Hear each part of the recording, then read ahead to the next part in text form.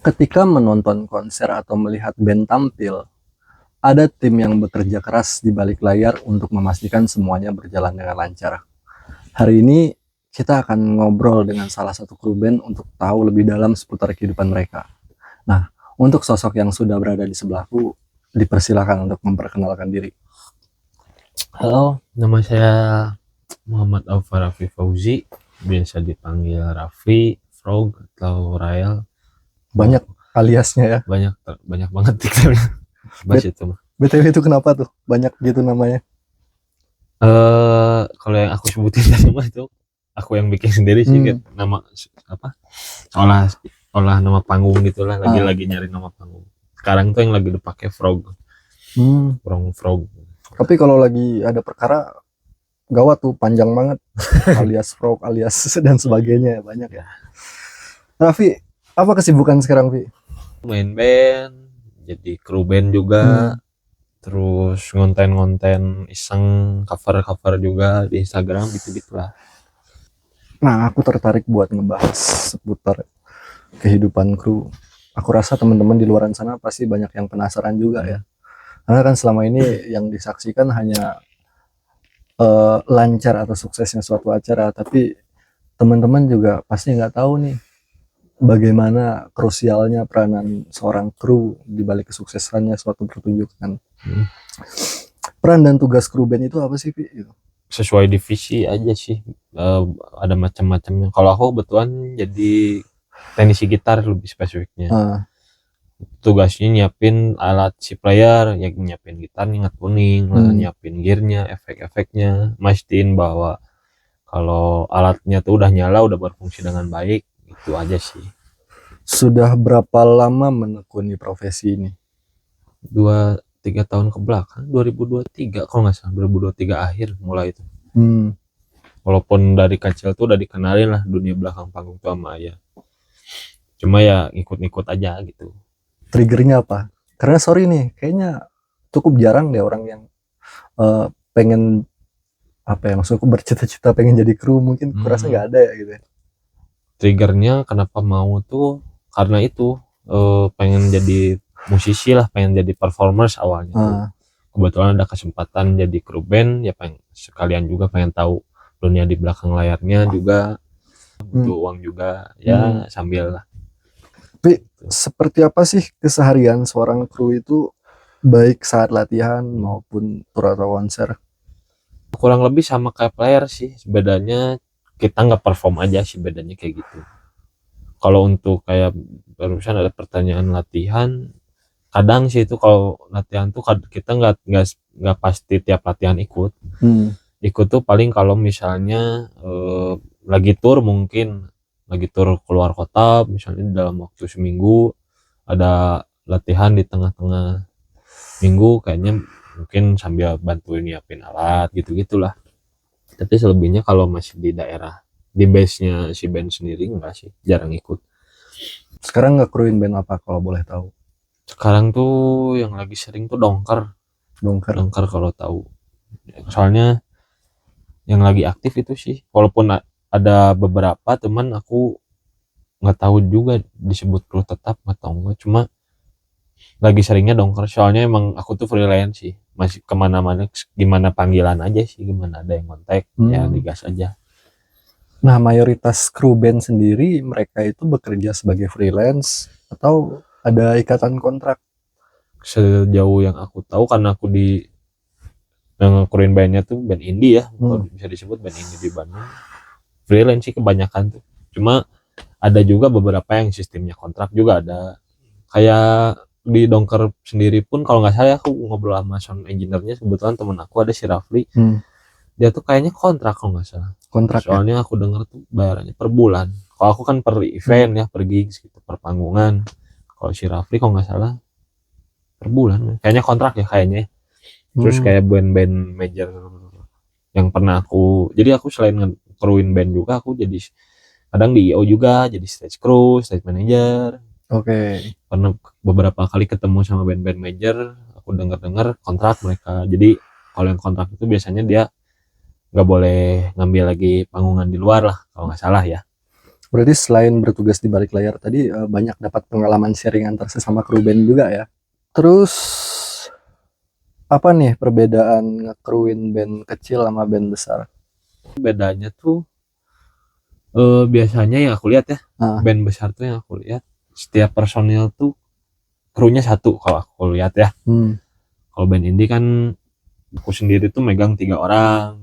Nah bedanya mungkin itu sih, walaupun ada beberapa manajer yang satu orang tuh megang kayak aku, ada juga, cuma yang aku lihat kayak Dewa tuh kalau nggak salah ya aku lihat satu orang, satu kru tuh megang satu orang gitu, jadi banyak lah krunya. Ada berapa divisi sih dan tugasnya apa-apa aja gitu? Ada teknisi gitar, teknisi bass, kalau ngitung yang major ya, yang banyak gitu.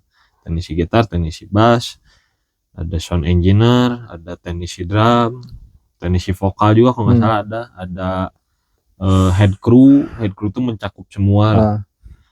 Ada sound engineer FOH kan tadi, terus ada sound engineer di panggung juga, dia ngurus monitornya lah, ngurus mood si player, terus ada dokumentasi juga, ada road manager, ada manager gitu, banyak.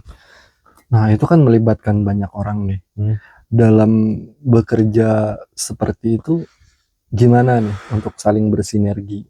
Apakah kalian itu harus membentuk chemistry dulu atau memang udah mah nggak saling kenal pun tetap bisa profesional gitu? Harus profesional aja sih, cuma karena sering ketemu kali ya, sering panggung bareng, jadinya secara karena waktu sih jadinya bondingnya bagus juga. Terus kebetulan yang aku pegang bandnya tuh nggak ada sekat lah antara kru, antara player tuh nggak ada sekat gitu, emang kekeluargaan banget gitu, enak lah, jadinya cepet bondingnya juga, kenalnya enak. Tantangan dan pengalaman unik di balik panggung. Waktu pertama kali ngekruin sama kedua kali, pertama dan kedua kali itu. Paling pertama kali karena emang awalnya walaupun udah tahu dunia belakang layar, tapi kan aku nggak tahu detailnya gimana kerjanya nih. Tiba-tiba disuruh tuh ngedadak, cuma persiapan berapa hari gitu, sampai belajar dulu di rumah tuh. Kebetulan di rumah di Bandung ada ampli lah, ada beberapa alat, ngulik dulu loh, oh diajarin dulu gini loh kalau jadi itu tuh, belajar dulu sampai pas hari H, wah itu bingung karena pressure ya, maksud tuh pressure-nya tinggi, terus dituntut waktu juga karena kebetulan waktu pertama kali itu nggak kebagian soundcheck, jadi langsung wah itu tegang. Main kedua kali itu karena baru banget kan, baru pengalaman sekali, terus kedua kali langsung ke Jogja, ke Sleman kalau nggak salah, satu panggung sama SID waktu itu tuh. Bandnya aku lagi pegang Billfold pertama kali itu. Jadi aku backupin, ada Mas Bob kru intinya lah, lagi nggak bisa band rock, aku backup Mas Bob, ikut ke Sleman. Waktu soundcheck aman, terus sebelum main juga aman, aku cobain tuh nyala normal lah, berfungsi dengan baik alat tuh. Tiba-tiba baru 2-3 lagu tiba-tiba mati, nggak tahu mati kenapa. Nah aku kan karena baru pertama kali, aku nggak tahu problem solvingnya gimana, nggak ngerti. Wah itu panik banget, sampai ribut lah lagi main tuh di panggung tuh, aku wah ngacak-ngacak kabel lah di tengah panggung tuh, tegang banget sampai keringet dingin itu. Wah untungnya aku dibantuin sama teknisi gitarnya, kalau nggak salah teknisi gitarnya SID. Aku nggak tahu namanya Mas siapa, nggak sempat kenalan, makasih banyak Mas. Kalau cerita lucu di belakang layar gitu ada nggak? Atau ada nih satu momen yang paling berkesan? Kalau yang berkesan mah itu sih, aku lagi sama Billfold juga main di acara vape di Bandung. Waktu Billfold main tuh aku ketemu, jadi aku ngefans sama ada satu band di Bandung namanya 510. Aku ngefans banget sama Ical, vokalisnya. Ketemu sama Ical, oh itu berkesan banget. Wah aku ngefans sama drummernya malah. Oh sama Winaldi Sena. Aku ngefans sama Ical, dia wah gila suaranya. Ketemu sama dia di waktu si Billfold lagi on stage, dia nonton di pinggir, sempat difoto bareng juga itu sih. Sama ketemu Vincent, jadi aku pernah juga jadi bantuin Teenage, kebetulan pernah 2 kali. Yang waktu pertama kali di Jakarta kebetulan Vincent yang main, jadi aku ngekruin Vincent. Aku kan ngefans banget tuh sama Vincent Rompis. Wah itu sapa dulu dong Bang Vincent gitu. Mantap, aku megang gitarnya gitu aja, keren. Cuma sayangnya aku jadi kan capek, mungkinnya dia buru-buru sempet difoto, cuma fotonya ngeblur euy. Oh, Sayangnya itu pertama kali dan belum ketemu lagi. kalau kendala teknis selain gitar mati ada lagi nggak nih? Kayak mungkin semacam listrik mati barangkali, Apa ya? sound error mungkin. Monitor sih yang sering mati tuh. Kalau di Hmm. si Dongker ya, monitor sering mati. Soalnya si Dongker tuh kan seringnya di gigs ya main. Dan jarang ada barikade. Nah itu capek. Salah satu yang capek, yang bikin capek di Dongker tuh itulah. Tapi seru juga sih ngejagain si player sama gear gitu kan, penonton naik-naik ke panggung. Dan karena sering naik ke panggung, jadi floor monitor tuh sering mati kecabut itu sih. Yang sering trouble tuh itu. Floor mati lah, terus pernah senar putus juga lagi main, pernah. Itu sih. Tukar channel. Jadi misalnya udah soundcheck, kan pasti habis soundcheck tuh ditandain tuh channel tuh. Kadang nggak ada yang bareng, ada yang masing-masing. Biasanya vendor tuh nyediain. Ada yang pernah tuh kejadian ketukar channelnya. Pas mau main kok nggak ada sinyalnya, ketukar aja. Kalau secara income, Vi, menjadi kru band itu sesuatu yang menjanjikan kah atau tidak? Ya balik lagi nih ke alasanmu pada akhirnya kenapa memutuskan untuk menekuni profesi ini. Tentu ada alasan khusus juga kan. Menjanjikan sih, banyak aktif gitu, panggungannya banyak, di belakang layarnya juga kan misalnya syuting atau apa ya lumayan menjanjikan sih menurut aku ya.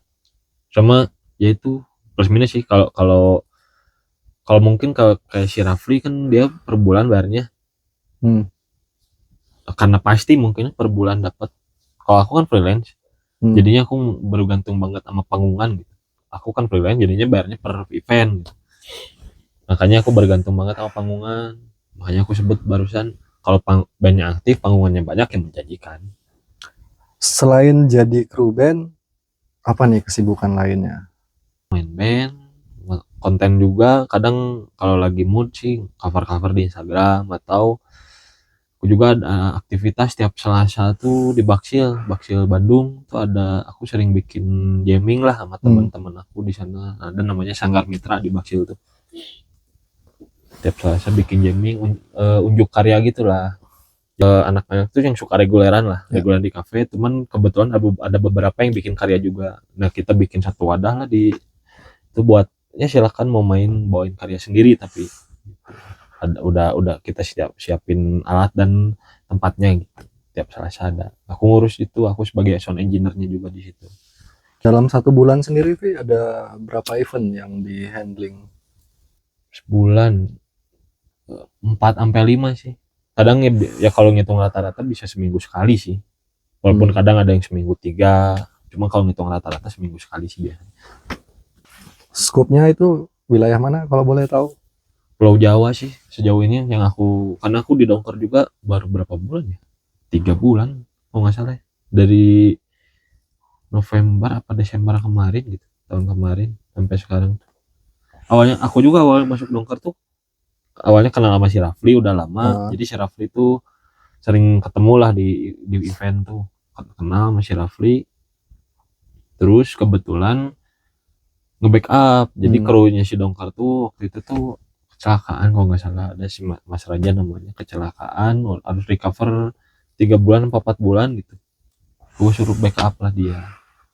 Akan terus lanjut sih kayaknya, semoga. Selagi masih banyak jobnya juga. Iya. Oh kayaknya Dongker lagi laris manis juga ya. Iya, mantep Dongker.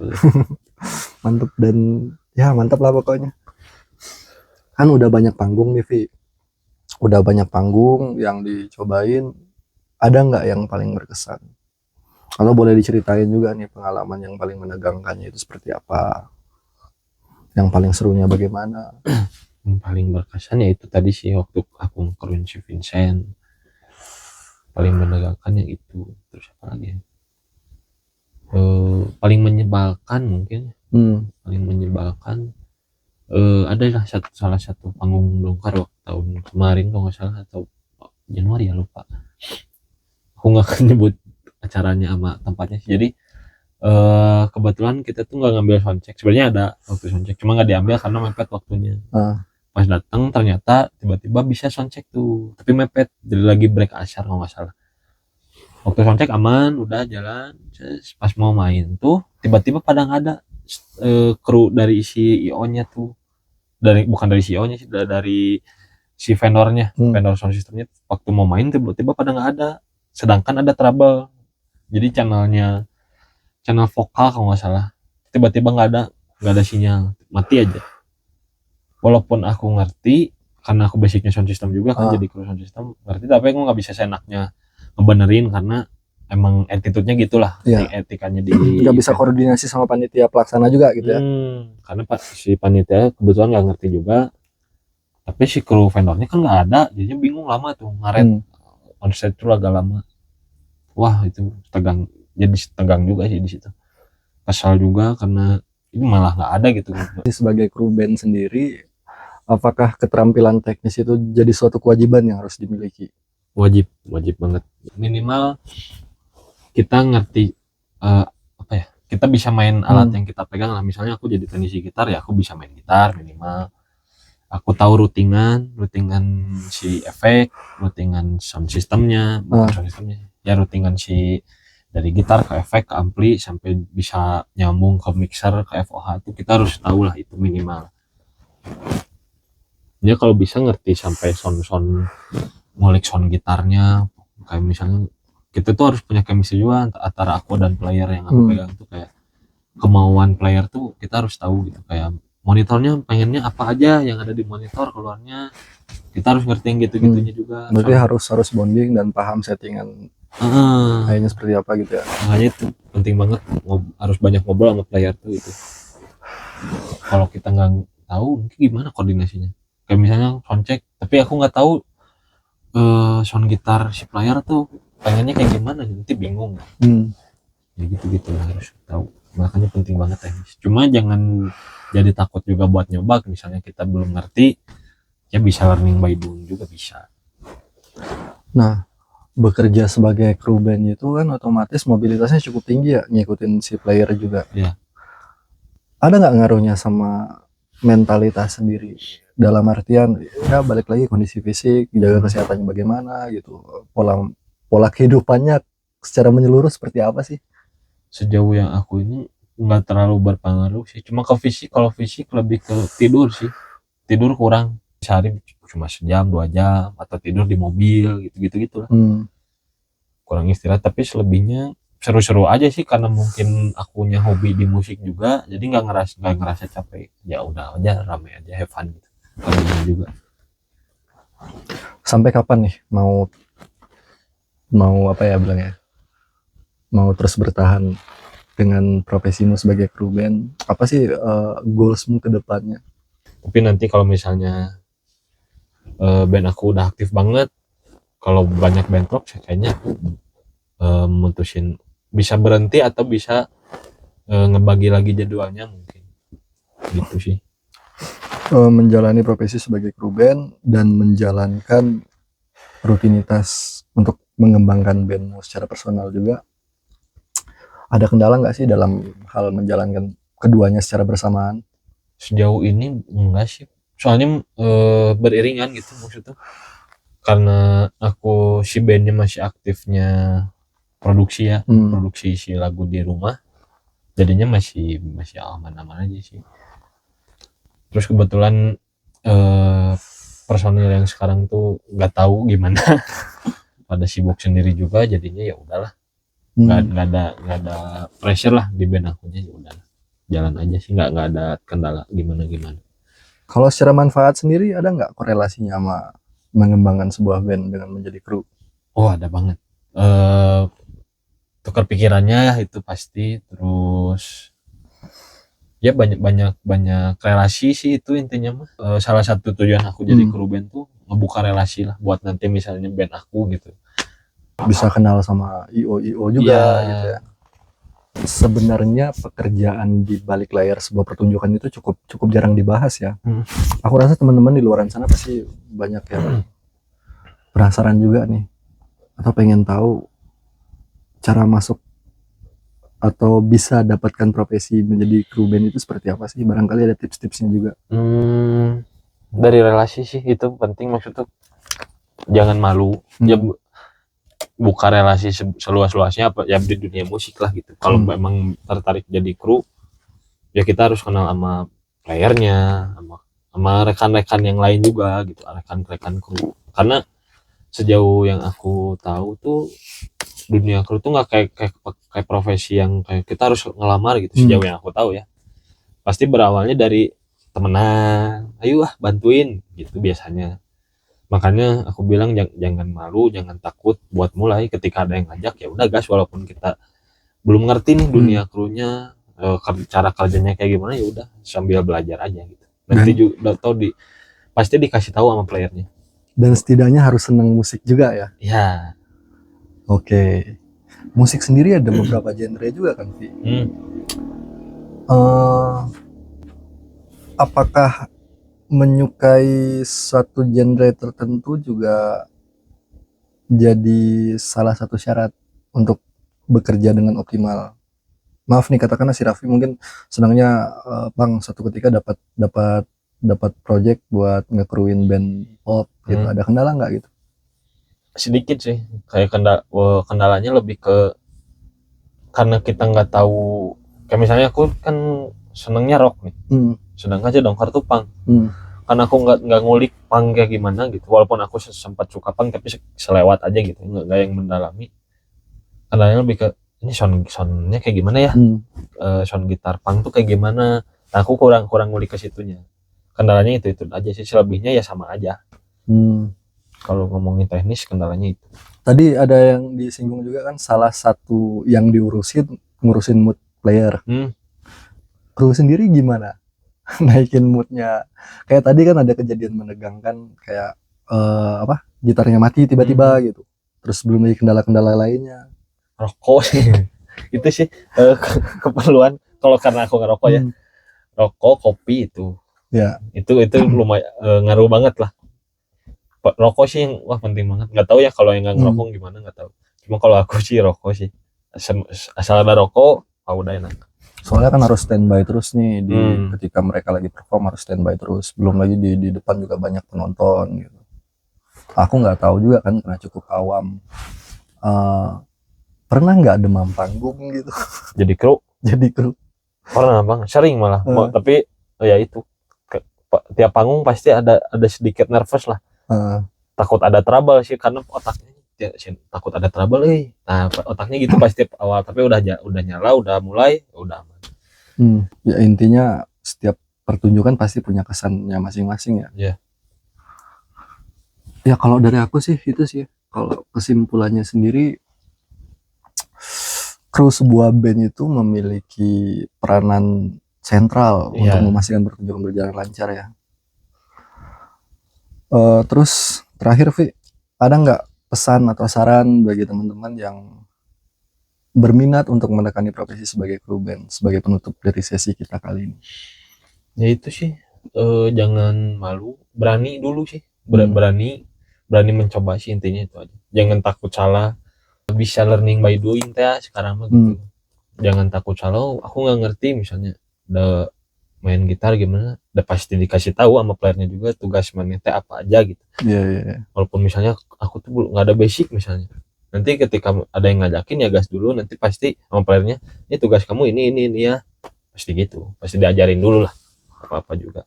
Jadi berani mencoba aja, nanti kalau lama-lama juga terbiasa sih.